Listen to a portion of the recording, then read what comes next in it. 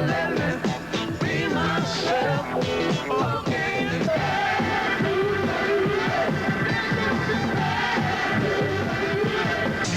Thank you,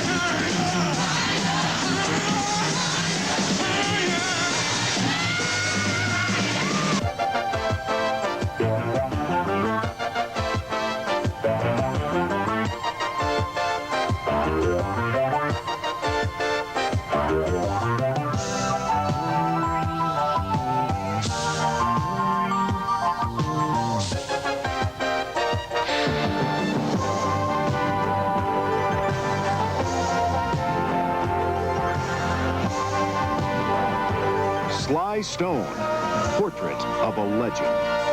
If there was a choice between being a legend or living, I'd rather be living and not a legend. But if I can be a legend and living, okay. Hello and welcome to Portrait of a Legend. I'm James Darren. In the next half hour, we'll take a look at the career of one of the most mysterious figures in rock music. A man who hit #1 3 times in a short period of time and then virtually dropped out of sight. Sly Stone of Sly and the Family Stone.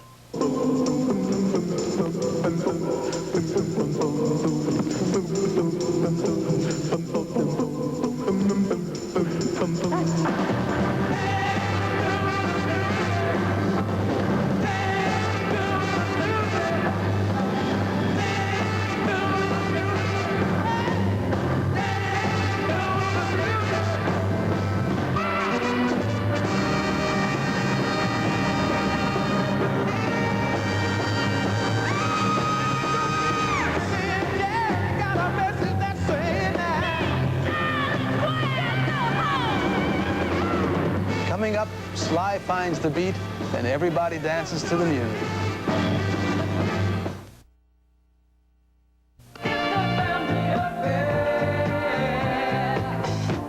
One child grows up to be somebody that just loves to learn, and another child grows up to be somebody you just love to burn. It's a family affair. Sly was only 4 years old when he cut his first record, a gospel song he did with Reverend Sims. And even though he was very young, he remembers that experience. I just remember the studio, and I remember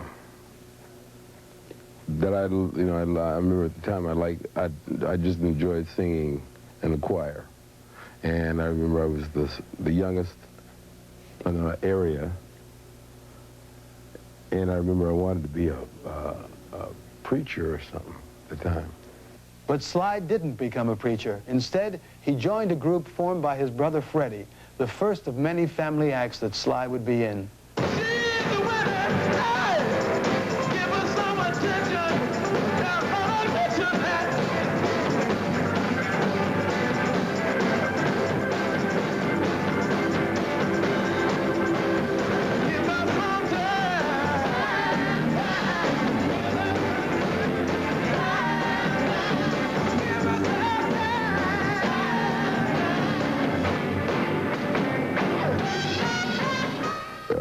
Any record that I do, any song that I do in church that was a hit, or anywhere else, I try to sound like the people that did the song.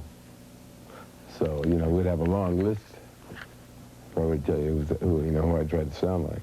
As Sly tells our correspondent Maria Shriver, by the time he was in his early teens, he wasn't only singing in groups, he was also writing songs for them. When I look back on it, I realized I was writing blues, but I had a rock and roll attitude. So sometimes it worked, and most of the times it didn't. By this time, Sly's family had moved to California, and one of Sly's first paying jobs was as a DJ on an Oakland, California radio station. Well, one thing on the radio, we had dedications. And Willie Popcorn and Tamale, those are some of the names that dedicated, you know, and, all nicknames, you know. And I want to dedicate to Jeannie Bell, you know, those kind of things.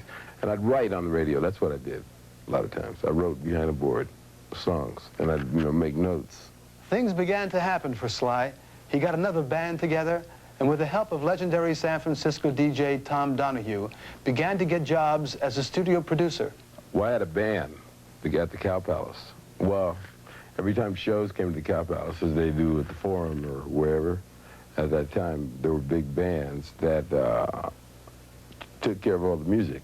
If Sonny and Cher came or somebody came, my band would, handle all the music. And then Tom Donahue gave me a chance to produce it. Actually, I was making $35 a week. I mean, I had to produce or steal, or beg, or borrow. There was a group called the Bo Brummels, and they had a song called Laugh, Laugh, La, La, La, that one. I produced them. I hate to say it, but I told you so. Don't mind my preaching to you. I said don't trust them, baby, now you know. You don't learn everything there is to know it's true. Wouldn't believe me when I gave advice. I said that he was a thief. If you won't help me, better ask me now. So be sincere, confess me with a pretty face.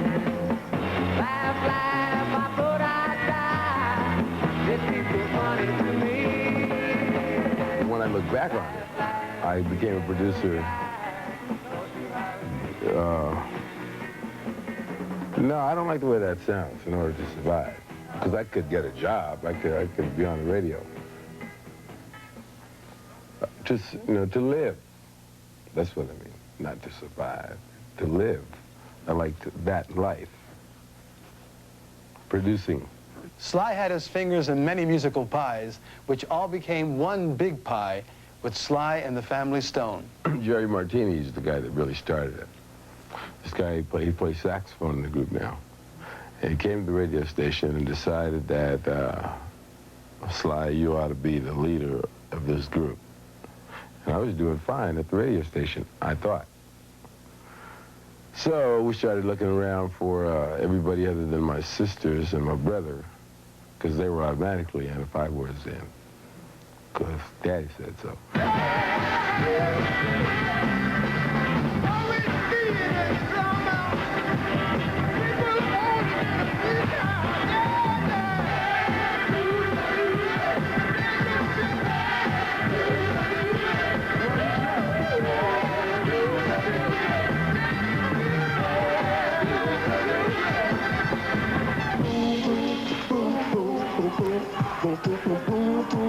Family Stone's first hit, Dance to the Music, went top 10, and success hit Sly in a big way. Wow, it was a little too big. It was almost too big to happen. I thought we would happen, but at the time it was, whew.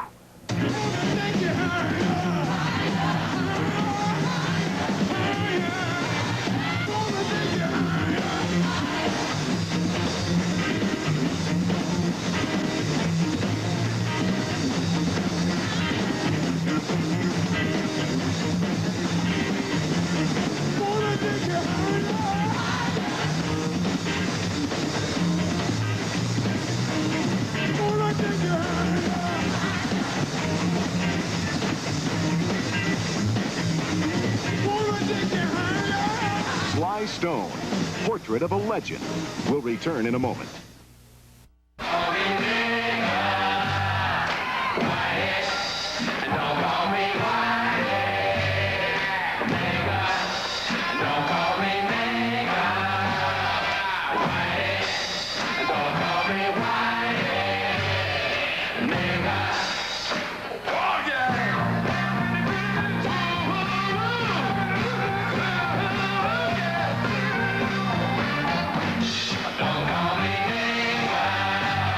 People in the group were R&B and pop. There were not only black people in the group, and there were not only guys in the group. There were guys and girls and black and white. So you get all that input. So you get all that sound. While most of the San Francisco acts of the late 60s, like Jefferson Airplane, The Grateful Dead, and Quicksilver Messenger Service, were playing heavy psychedelic rock, Sly and his Family Stone were bucking that trend with up-tempo good time music that defied definition. Well, I don't really like categorizing anyway. So that's first of all.